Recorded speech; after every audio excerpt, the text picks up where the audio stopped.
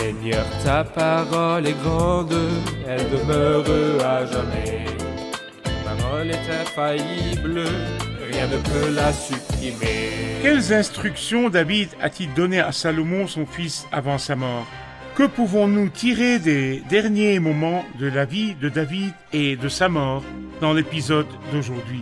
Quel était le but caché d'Adonia quand il a demandé à Salomon s'il pouvait épouser Abishag la Sunamite?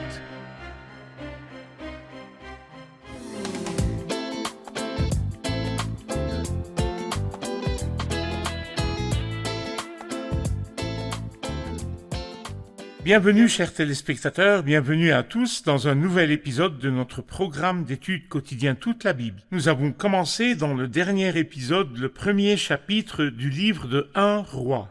Et nous avons vu qu'Adonia, le fils de David, s'est exalté et voulait prendre le règne qui ne lui appartenait pas. Mais le règne est allé à Salomon d'après la volonté de Dieu. Aujourd'hui, dans cet épisode, s'il plaît à Dieu, nous étudierons le chapitre 2 et nous verrons les instructions que David donne à son fils Salomon et ce que Salomon a fait quand il a pris le trône. Je voudrais, pour commencer, accueillir mes invités qui nous honorent de leur présence au studio. Le frère Amin Helal, bienvenue. Merci beaucoup. Frère Issa Mezat, bienvenue. Je vous remercie. C'est un honneur. C'est à moi. Nous accueillons aussi nos invités dans l'audience. Soyez les bienvenus.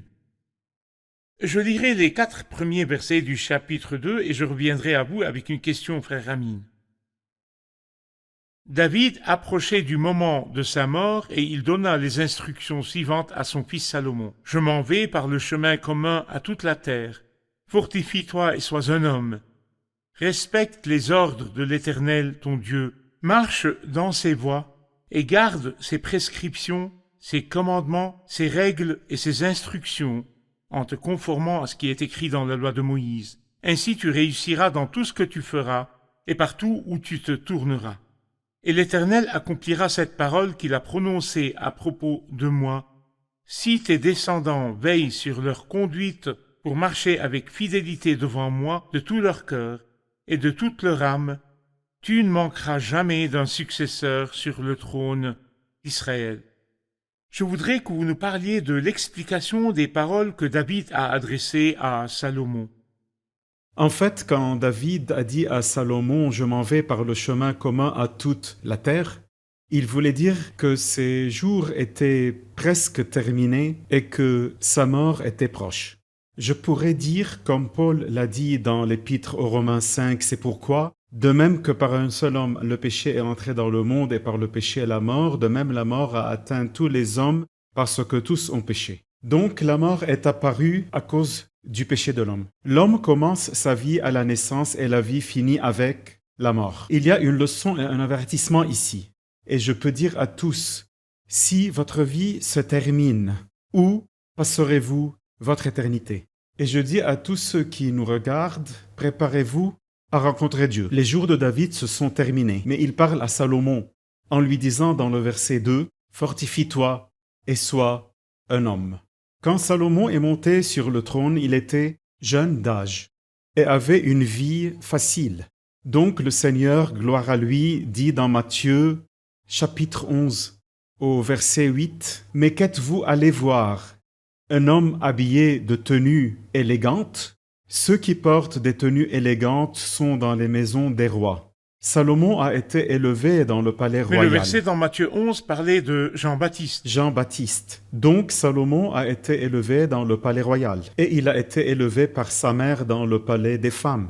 Donc il portait sûrement des tenues élégantes. Mais le Seigneur parle de Jean-Baptiste, non seulement parce qu'il est un prophète, mais il est meilleur qu'un prophète. Mais la vie de Jean-Baptiste était dure et non une vie facile. Matthieu 3 dit que Jean portait un vêtement en poil de chameau et une ceinture de cuir autour de la taille. Il se nourrissait de sauterelles et de miel sauvage. Donc David a dit à Salomon, oublie la vie facile. Tu seras roi, tu dois être un homme fort. C'est vrai que David était un homme qui a vécu dans le désert et dans les grottes, alors que Salomon a grandi dans un palais. Donc il voulait lui dire, oublie la vie facile. Sois un homme fort. Et sois un homme, sois fort. Docteur Issam, bien sûr, ces instructions ont eu des conséquences dans la vie de Salomon. Comment ont-elles affecté sa vie? La deuxième partie, qui commence au verset 3, dit « Respecte les ordres de l'Éternel ton Dieu, marche dans ses voies et garde ses prescriptions, ses commandements, ses règles et ses instructions en te conformant à ce qui est écrit dans la loi de Moïse. Ainsi tu réussiras dans tout ce que tu feras et partout où tu te tourneras. Et le plus important, et l'Éternel accomplira cette parole qu'il a prononcée à propos de moi si tes descendants veillent sur leur conduite jusqu'à la fin du verset. » Je considère cette partie comme la meilleure instruction du meilleur roi dans les moments les plus critiques.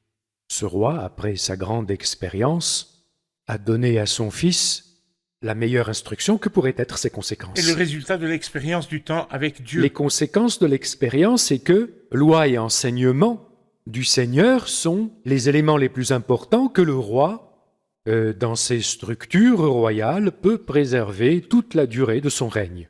Dans Deutéronome chapitre 17, si vous le permettez, je voudrais Allez-y. lire ces beaux versets qui parlent de Donnez la référence, s'il vous plaît. Deutéronome chapitre 17, qui parle des règles du Seigneur. C'est à partir du verset 15. « Tu établiras à la tête le roi que l'Éternel, ton Dieu, choisira. » Ensuite, il parle de la chose la plus importante que le roi peut faire au verset 18, Deutéronome 17 du verset 18. « Quand il montera sur le trône royal, il écrira pour lui, dans un livre une copie de cette loi, qu'il prendra auprès des prêtres, les Lévites, il devra l'avoir avec lui et y lire tous les jours de sa vie afin d'apprendre à craindre l'Éternel son Dieu, à respecter et à mettre en pratique toutes les paroles de cette loi et toutes ses prescriptions jusqu'à la fin du verset. » C'est important pour le roi, peut-être nous rappelons-nous ce que le Seigneur a dit à Josué.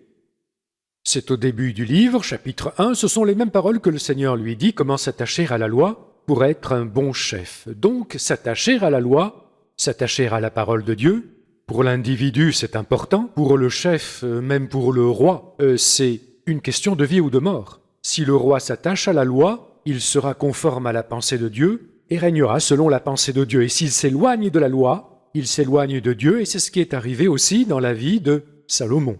Dans la première partie, quand il était près du Seigneur et de sa loi, il régnait bien, mais après cela, malheureusement, il a décliné quand il s'est éloigné de la loi et de la parole de Dieu. Je voudrais que vous nous donniez une leçon pratique pour nous en tant que parents qui instruisent nos enfants. J'espère que nous pensons tous que la parole de Dieu, pour nos enfants, même tout petits, est irremplaçable. Irremplaçable. Et que la parole de Dieu, même si les enfants l'ont comprise ou ne l'ont pas comprise, est nécessaire. Quand il dit « depuis ton enfance », Vous savez. tu connais les saintes écritures. Un enfant peut ne pas tout comprendre. Mais la présence de ces versets dans sa pensée et dans son être, en soi, est quelque chose de très important, car elles permettront donc par leur présence de le rendre sage en vue du salut. Même que le Deutéronome demande de rappeler cette parole, de la compter et de la raconter à vos enfants et à vos petits-enfants.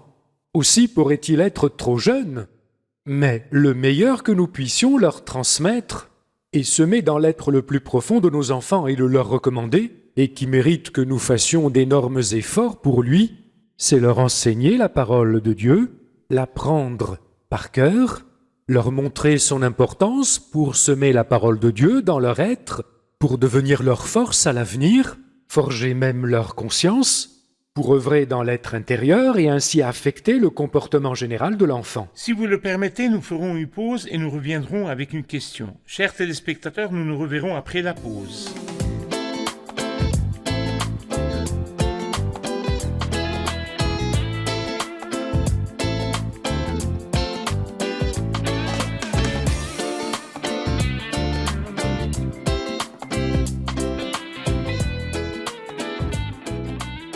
Nous sommes de retour, chers téléspectateurs, nous continuerons notre discussion et notre étude dans le chapitre 2. Allons à nos invités. Bienvenue.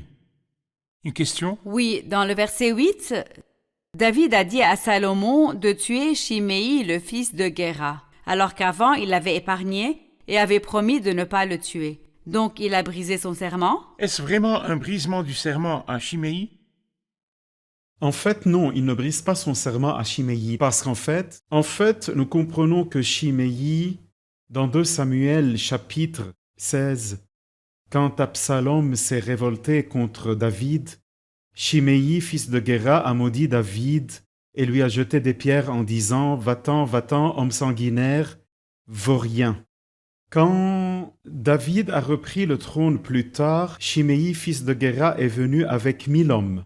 Et non seulement 1000 hommes, il y avait Tsiba, qui était un serviteur de Saül, et avait avec lui 15 fils et 20 serviteurs. Donc Chiméi, fils de Guéra, était puissant dans la tribu de Benjamin.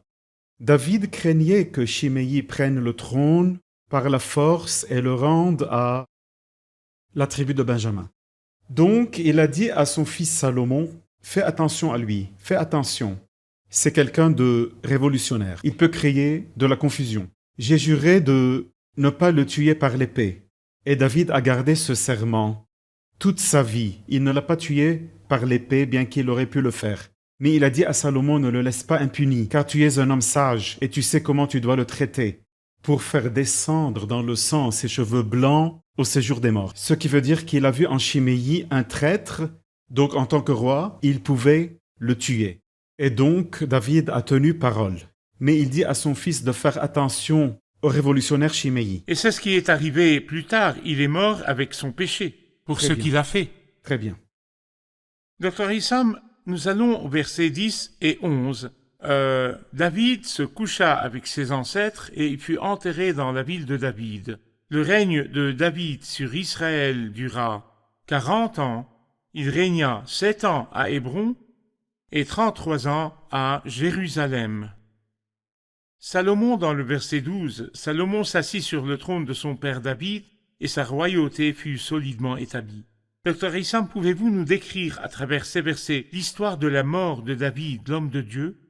C'est une scène très touchante. Ce grand roi qui a régné d'après la pensée de Dieu et qui était selon le cœur de Dieu tout au long de sa vie, meurt et est enterré aux côtés de son fils, à propos duquel il a dit « C'est moi qui irai le retrouver, mais lui ne reviendra pas vers moi ». C'est une scène très touchante. Je veux dire, son histoire rend cette scène très touchante.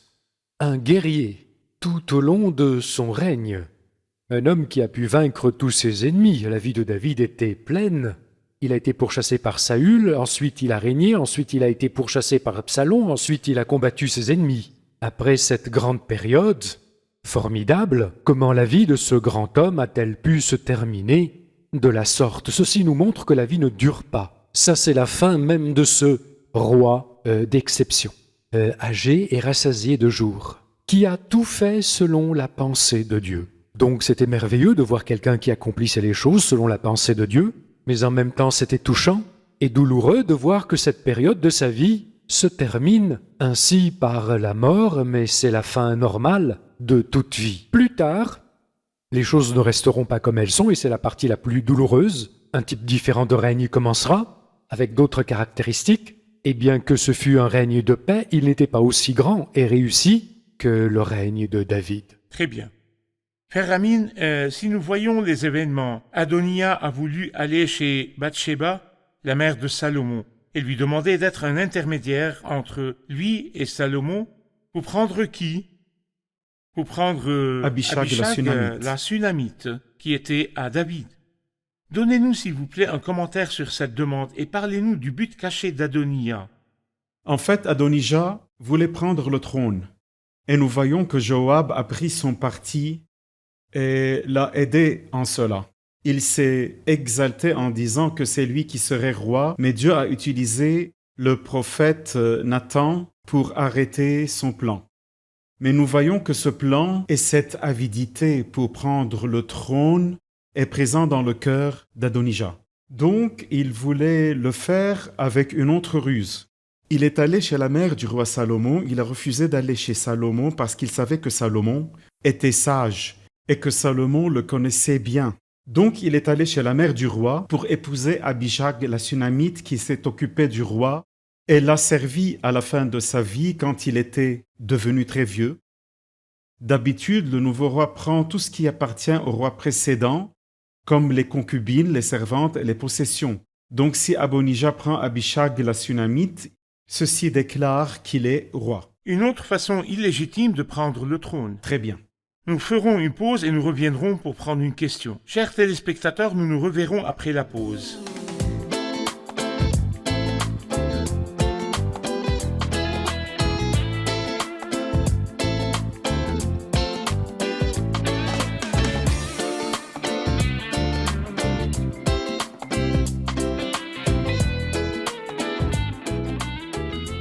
sommes de retour, chers téléspectateurs, et nous prendrons une question de nos invités.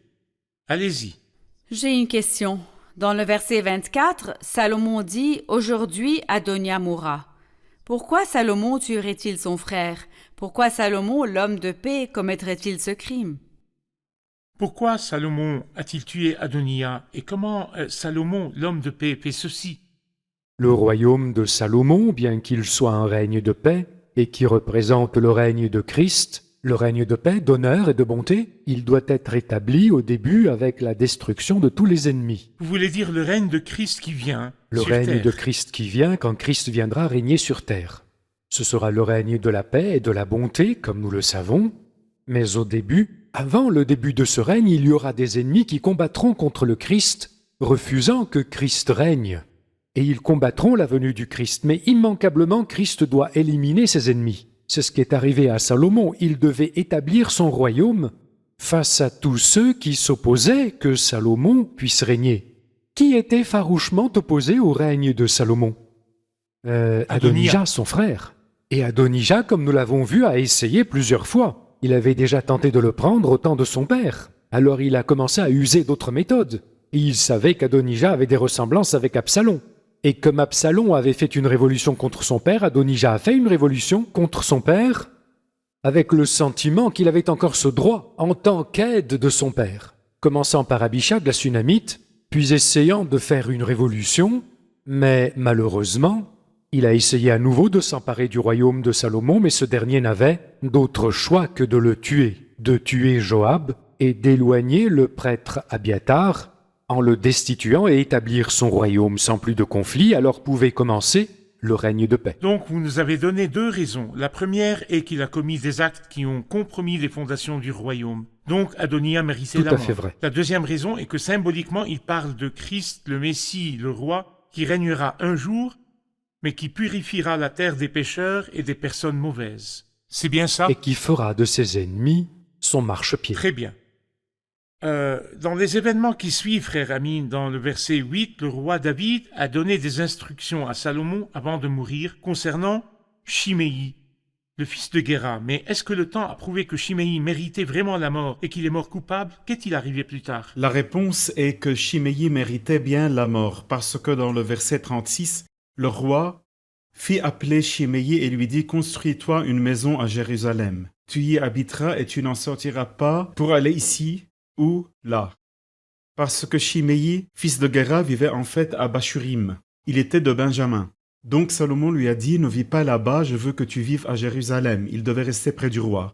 Salomon, je veux dire, il l'a forcé à vivre là parce qu'il était révolutionnaire et pouvait faire une révolution contre lui. Il l'a averti. Sache bien que tu mourras le jour où tu sortiras de la ville et passeras le torrent du Cédron, tu seras toi-même responsable de ta mort. Ceci est arrivé 3 ans après que Chiméi a commencé à vivre à Jérusalem. 2 de ses serviteurs se sont enfuis.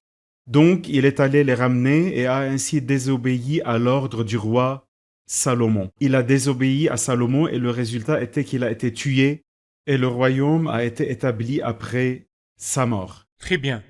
Docteur Issam, j'ai une dernière question. Dans le verset 45, après que Chiméi a été tué, nous lisons « Quant au roi Salomon, il sera béni, et le trône de David sera affermi pour toujours devant l'Éternel. » Mais, Docteur Issam, nous savons qu'après ce trône a été renversé, et qu'il y a eu l'exil et que le royaume n'existait plus. Donc, de quel roi et de quel trône ce verset parle-t-il? En fait, continuellement, dans toute la Bible, l'Esprit Saint montre le Christ. Mais il parle du Christ en tant qu'homme. Et ce que Dieu a voulu pour l'homme ne peut s'accomplir qu'en Christ. Pour la pensée de Dieu, c'est qu'il y ait une personne de la lignée de David pour régner pour toujours. Et son règne n'aura pas de fin. Et ne sera jamais retiré de la maison de David. Avec qui ceci pourrait-il s'accomplir? Salomon, ça ne s'est pas accompli. Ce n'est pas arrivé avec la proche descendance de David. D'ailleurs, à partir de Salomon, le royaume s'est divisé. Et après le schisme, l'exil. Et apparemment, le royaume de David a complètement pris fin. Et plus rien qui s'appelle son règne n'aura pas de fin. Mais ce que Dieu a voulu, il l'accomplira. Si l'homme n'arrive pas à accomplir l'œuvre divine, Dieu sait trouver la façon pour accomplir son œuvre divine. se trouve un homme selon la pensée de Dieu, de la lignée de David.